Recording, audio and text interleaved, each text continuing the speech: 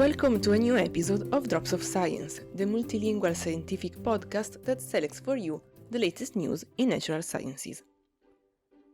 The first news of today takes us into the world of plants and their strategies for attracting pollinators.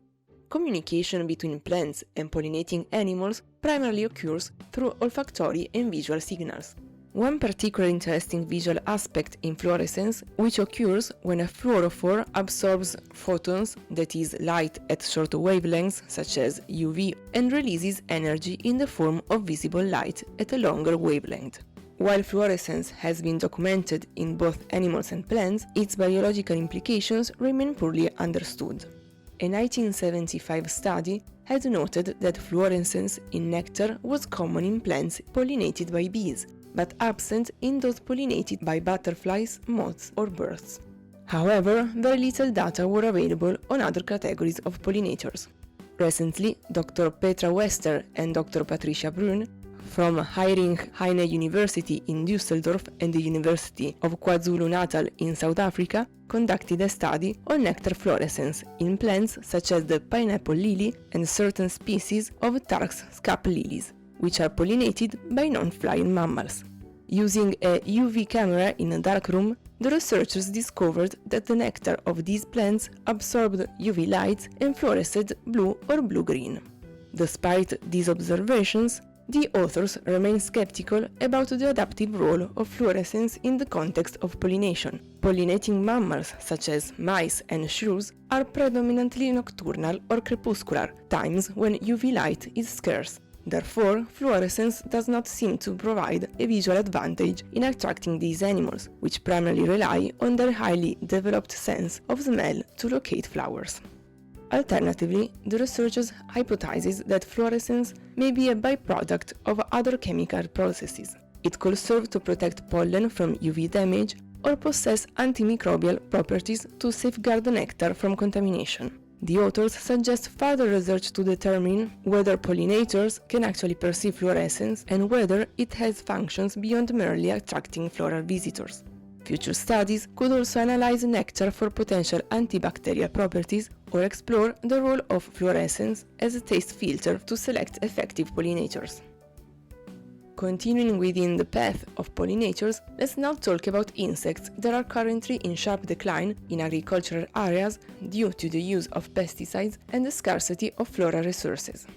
These stress factors can have synergistic and sublethal effects, compromising the health of pollinators and altering their foraging behavior, that is, their search for food, with negative impacts on biodiversity and agricultural production. A German research team led by Dr. Birkenbach examined the combined effect neonicotinoid acetamiprid and nutritional stress on two species of pollinators, the social bumblebee, Bombus terrestris, and the solitary hoverfly, Episirphus malteatus. Acetamiprid, less toxic compared to other neonicotinoids, is widely used in the European Union. The study assessed how these factors influenced the health, development, and foraging behaviors of the insects. The methodology involved dividing the pollinators into 4 groups: a control group with normal food, one with low-quality food, one with acetamiprid and normal food, and finally a group with low-quality food and acetamiprid. The insects were observed in a semi-natural environment with their earth and foraging behavior being monitored, with a particular focus on pollen transfer dynamics and the reproductive efficiency of the colonies. The results showed that both stress factors significantly affected the bumblebees. The pesticide increased flight and flower manipulation times, reducing foraging efficiency. Nutritional stress decreased the amount of pollen on their bodies and its transfers to the flower's stigmas, thereby compromising pollination services. Body size was also reduced, mainly due to malnutrition. For hoverflies, nutritional stress had a greater impact, reducing survival rates and altering foraging behavior. Acetamiprid, on the other hand, had limited effects on the species, but did reduce ovarian development when combined with low-quality food. This study demonstrated that the combination of pesticides and malnutrition can severely impair the fitness of pollinators and their pollination services. It highlights the urgency of conservation measures such as reducing pesticide use and introducing floral resources in agricultural areas to support pollinator health and protect biodiversity.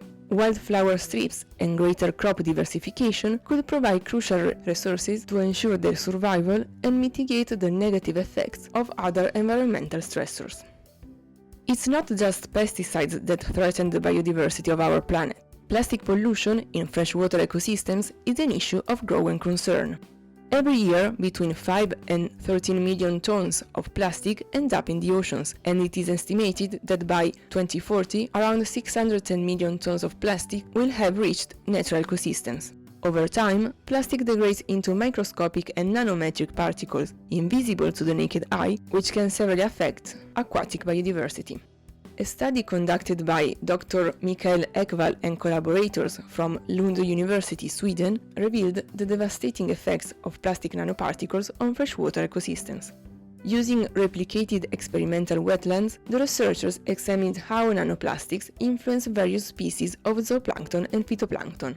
They discovered that herbivorous zooplankton, particularly Daphnia magna, one of the main food sources for fish, is highly vulnerable to exposure to nanoplastics. Daphnia populations collapsed at high concentrations of nanoparticles, with a significant reduction in their biomass, while other zooplankton species, such as copepods, were unaffected. Some organisms, like cyanobacteria responsible for algal blooms, remained completely unchanged. In fact, cyanobacteria and cryptomonads not only showed no negative effects, but also exhibited increased biomass at high concentrations of nanoplastics, likely due to reduced herbivore pressure. This study underlines the increasing risks associated with plastic pollution, which is one of the main emerging threats to global aquatic environments. The results suggest that nanoplastic pollution could lead to a significant reorganization of aquatic food webs, with the disappearance of key species and the proliferation of less desirable organisms, such as cyanobacteria, which are known to cause toxic algal blooms. This phenomenon, combined with other anthropogenic threats like eutrophication and climate change, could further increase the stress on aquatic ecosystems. Due to their small size, nanoplastics can penetrate the cells of organisms and transfer along the food chain, causing negative effects on the metabolism and behavior of fish and other aquatic organisms. The devastating impact of nanoplastic on Daphnia magna could reduce food availability for fish, altering the entire trophic network. This study underscored the urgency of addressing the growing problem of plastic pollution, which could reduce biodiversity and restructure the function of freshwater ecosystems. We now move to the open sea, where a team of researchers led by Dr. Clara Bird from the Marine Mammal Institute at Oregon State University has examined how the foraging behaviors of gray whales, Eschrichtius robustus, change during their development. Using drone footage collected over 7 years, the team monitored the feeding habits of a subgroup of around 200 whales, known as the Pacific Coast Feeding Group. These whales feed in the shallow waters off the northwestern Pacific coast, exposing themselves to maritime traffic, pollution, and noise, instead of migrating to the Arctic like most gray whales. The new study found that whales modify their foraging tactics based on age, body size, and the habitat they inhabit.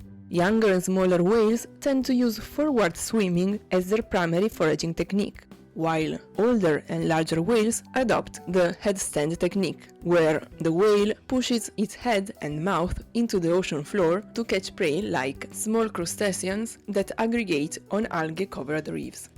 Adult whales with larger body mass are more inclined to perform headstands in deeper waters and use bubble blasts, a behavior where the whale emits a large blow underwater, producing a ring of bubbles at the surface. The team discovered that these bubble blasts, previously interpreted as a tool for catching prey, actually help the whales regulate their buoyancy while feeding in shallow waters. Larger whales, in better body condition, were more likely to emit bubble blasts, particularly during headstands. This behavior appears to allow them to remain submerged for longer, facilitating feeding without being pushed to the surface by buoyancy forces. This study could improve conservation models, especially for populations exposed to growing threats such as maritime traffic and climate change. Our last news concerns the description of a novel and unique behavior of the semi-aquatic lizard from southern Costa Rica, Anolis aquaticus.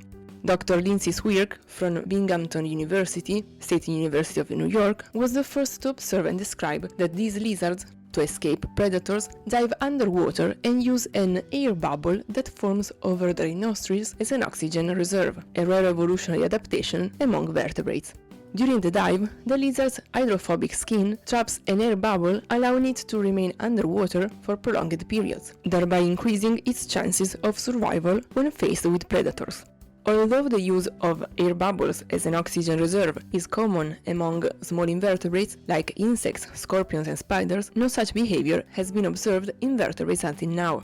To investigate further, Dr. Swirk conducted experiments by applying an emollient to the lizard's skin to prevent bubble formation. The results showed that the lizards in the control group, which were able to form bubbles normally, stayed underwater 32% longer than those that were prevented from forming the bubble. This suggests that the air bubble provides a significant advantage during immersion, likely serving as an oxygen reserve. Unlike some invertebrates that use air bubbles as physical gills for gas exchange with the surrounding water, it is not yet clear whether Anolis aquaticus uses the bubble for gas exchange or simply as an air reserve. Nevertheless, the ability to remain submerged for long periods due to these bubbles represents an important survival mechanism. The study expands our understanding of evolutionary adaptations in vertebrates and raises new questions about other semi-aquatic species that may have developed similar behaviors. The discovery opens new paths for understanding how these animals have adapted to evade predators by exploiting the resources available in aquatic environments. This concludes today's episode of Drops of Science. Thanks for staying with us. See you soon, and good science!